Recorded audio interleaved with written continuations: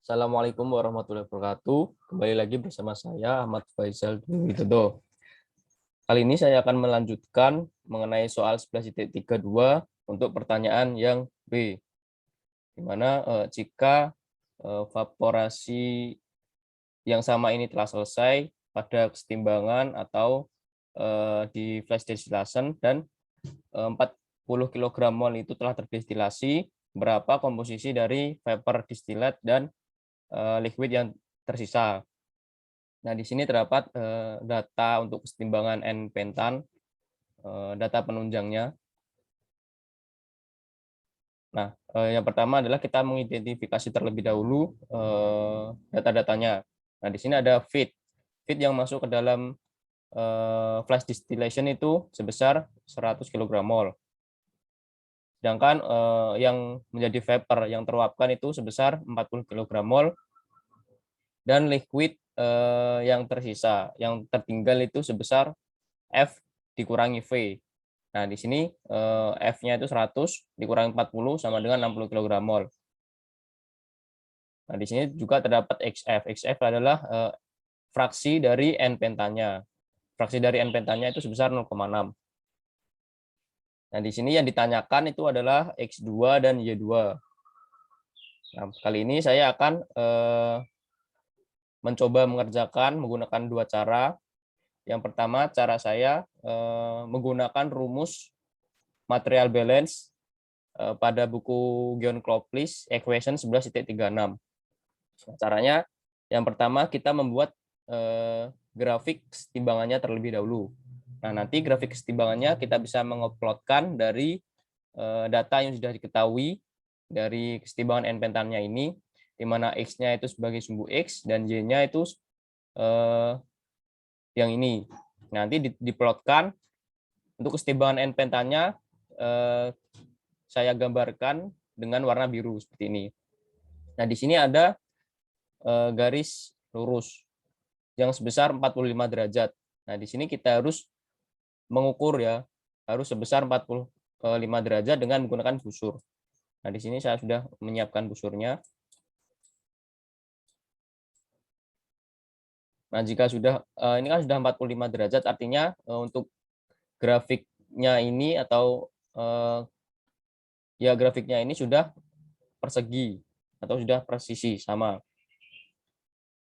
Nah, selanjutnya untuk cara yang pertama saya akan menggunakan rumus yang ada di equation 11.36 yang ada di buku Gion Kloplis. Di mana untuk equation-nya itu adalah V dikali XF sama dengan V dikali Y tambah L dikali X. Nah, di sini XF-nya adalah merupakan fraksi dari N-pentan, yang mana fraksinya itu sebesar 0,6. Nah, nanti dapatkan rumus baru yaitu 60 sama dengan 40Y tambah 60X. Nah, selanjutnya kita akan melakukan trial and error, di mana kita harus membutuhkan minimum itu 3 titik. Titik yang ada di atas kurva kesetimbangan, titik yang ada di dalam kurva ini, dan titik yang ada di bawah kurva kesetimbangan. Nah, di mana saya mencoba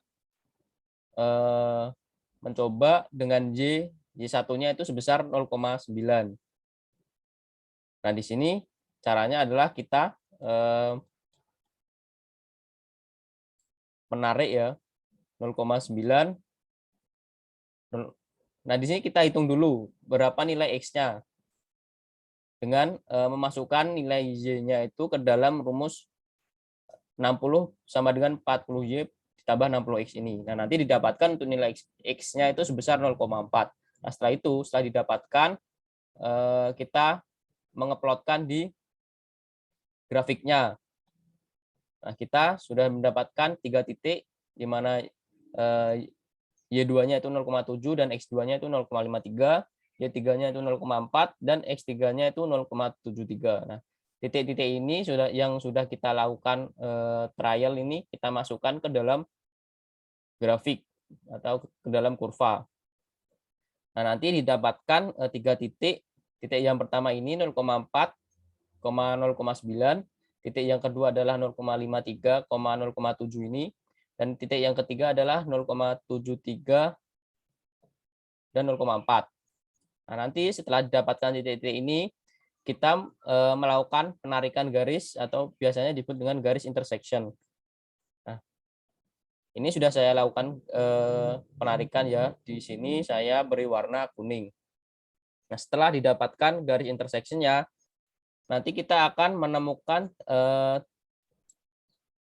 salah satu titik yang terpotong dengan kurva kesetimbangan n pentanya.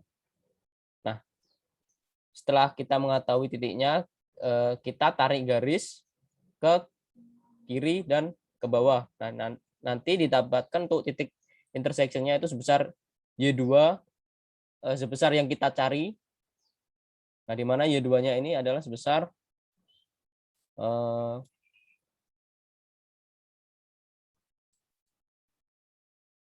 1 2 3 4 5 0,85 sekian.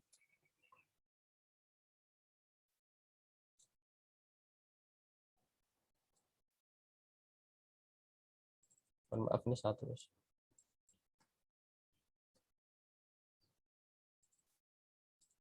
Dan kita tarik ke bawah, didapatkan untuk X2-nya X yang kita cari itu sebesar 0,43.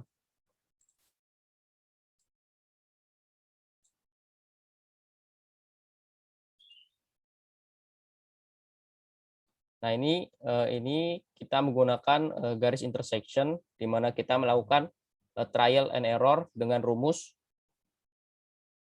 equation 11.36 seperti ini. Nah, selanjutnya untuk yang cara kedua kita menggunakan rumus loop, di mana kita yang pertama-tama itu kita mencari nilai f kecilnya dulu. Nah, f kecilnya itu adalah v bagi f, di mana f-nya itu nanti didapatkan f kecilnya itu didapatkan 0,4. Nah, selanjutnya kita mencari slope-nya. Caranya adalah slope itu sama dengan negatif dalam kurung 1 dikurangi f per f. Nah, nanti didapatkan untuk nilai slope-nya itu min 1,5.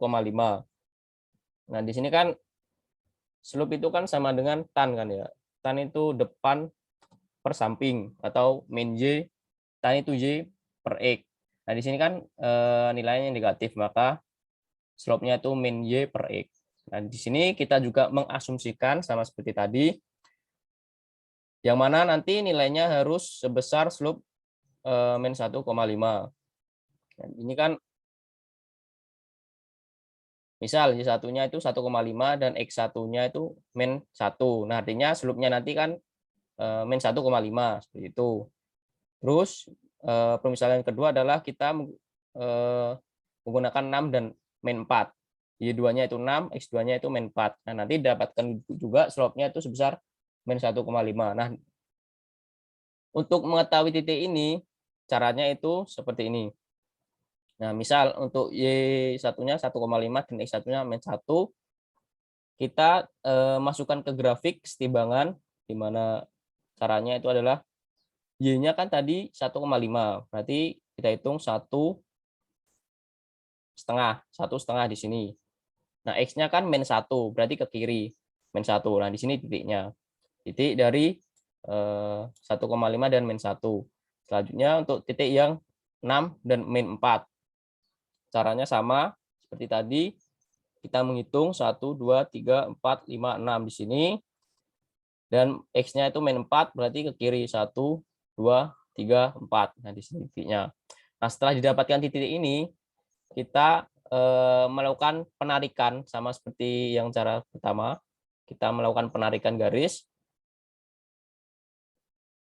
Nah, setelah melakukan penarikan garis seperti ini, nanti didapatkan potongan garis yang memotong kurva kesetimbangan.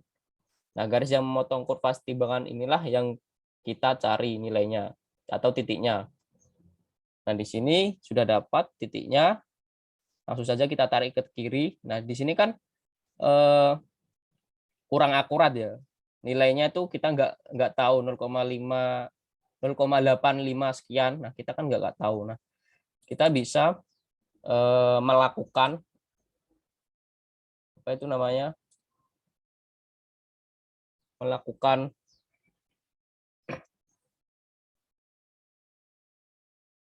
perubahan option di sini, kita bisa minornya itu kita ganti 0,01.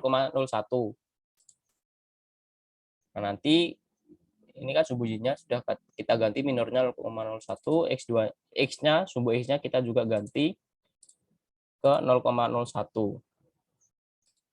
Nah, di sini kita akan lebih akurat, di mana didapatkan nilai Y2-nya itu 0,81234 0,85 sekian, 856 atau 857 sekian lah. Nilai Y2-nya ya ini maksud saya. Terus selanjutnya untuk nilai X2-nya itu kita dapatkan 0,43. Nah, ini 0,43. Nah, tadi kan kita sudah melakukan kedua cara, di mana didapatkan nilainya itu X2. Oh, ini salah, maaf, mohon maaf. Harusnya ini nilai Y2 dan ini nilai X2. X2-nya 0,43, Y2-nya sebesar 0,852. Nah, ini kan sudah melakukan dua cara, di mana hasilnya itu tidak terlalu jauh, tidak terlalu beda. Terus kita bandingkan dengan kunci jawabannya. Nah, di sini didapatkan kuncinya itu X2-nya itu 0,43 dan Y2-nya itu 0,85. Sedangkan kita mendapatkan untuk nilai cara yang pertama itu X2-nya 0,3 dan Y2-nya itu 0,85 sekian. 85. Terus yang cara kedua kita dapatkan untuk nilai Y2-nya itu 0,85